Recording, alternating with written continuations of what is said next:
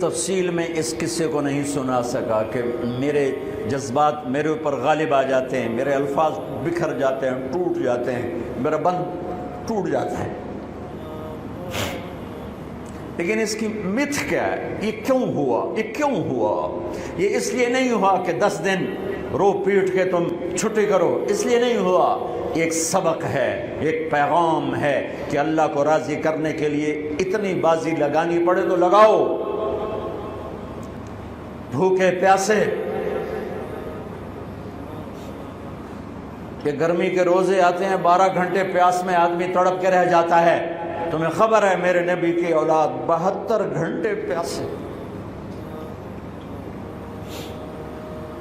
پیاس کی شدت، پانی کا قطرہ نہیں، اور آگے انسان کی شکل میں درندے کھڑے ہوئے ہیں۔ جب سارے جان نثار شہید ہو گئے، تھوڑا سا سنا بھی دیتا ہوں، جب سارے جان نثار شہید ہو گئے تو پیچھے اہل البیت رہ گئے۔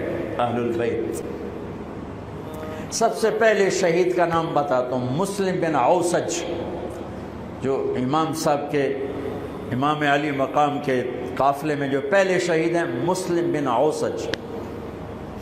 اور ان کی طرف سے جو 2 پہلے قتل ہوئے، سالم اور یسار، اور ان کو قتل کرنے والے تھے عبید اللہ بن عمیر الکلبی۔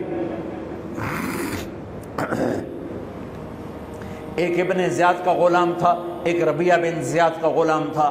وہ دونوں نکلے تو اس کے مقابلے کے لیے بربر بن خضیر اور حبیب بن مطاہر نکلے حسین علی مقام کے لشکر سے۔ تو عمیر بن وہب کلبی وہ کوفے سے اٹھ کے آئے تھے، کوفے سے بیوی سمیت آئے تھے، بیوی کا نام ام وہب، حبشی تھے۔ کہنے لگے مجھے اپنے اوپر قربان ہونے تھے، میں اکیلا ان دونوں کو کافی، ان دونوں کو ہٹا دے۔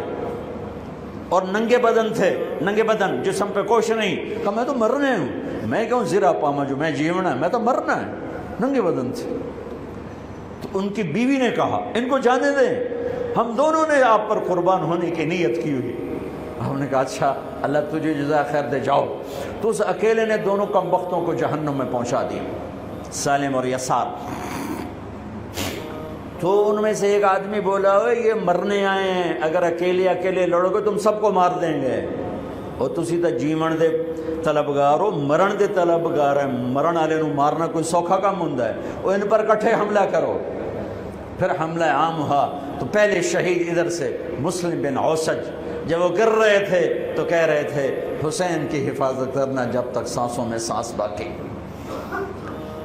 آپ کے لشکر میں ادھر زہیر بن القین، یعنی رائٹ سائڈ پر زہیر بن قین ایک چھوٹا جھنڈا، لیفٹ سائڈ پر حبیب بن مظاہر ایک جھنڈا، درمیان میں آپ کے بھائی عباس بن علی جن کے ہاتھ میں بڑا جھنڈا تھا، اور بڑا نشان کا جو علامت تھا وہ عباس بن علی کے درمیان میں تھا۔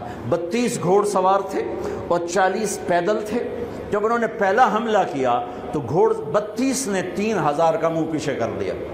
تو ابن زیاد نے کہا پہلے ان کے گھوڑوں کو مارو، ان کے گھوڑوں کو مارو۔ تو 500 تیر اندازوں نے کٹھے ان کے گھوڑوں پہ تیر چلائے، تو سب کے گھوڑے گر کے ختم ہو گئے۔ پھر ساری پیدل ہو گئے، تو پھر